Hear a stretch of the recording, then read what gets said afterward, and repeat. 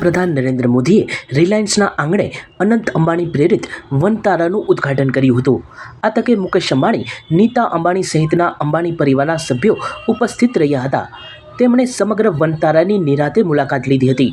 અનંત અંબાણી દ્વારા વડાપ્રધાન નરેન્દ્ર મોદી સમક્ષ વિવિધ વિભાગનું નિદર્શન કરવામાં આવ્યું હતું અને વિવિધ વન્યજીવોના કુદરતી રહેઠાણની સુવિધાઓ તથા સારવાર સહિતની વનતારાની ખાસિયતોથી વડાપ્રધાનને વાકેફ કર્યા હતા।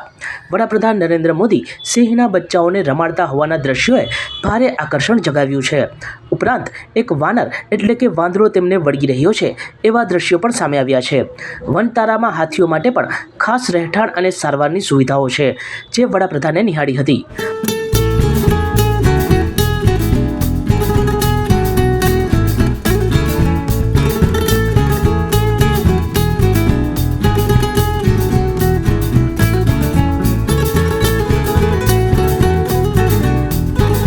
મગર, હિપ્પોપોટેમસ સહિતના પ્રાણીઓ પણ વનતારામાં આશ્રય પામ્યા છે।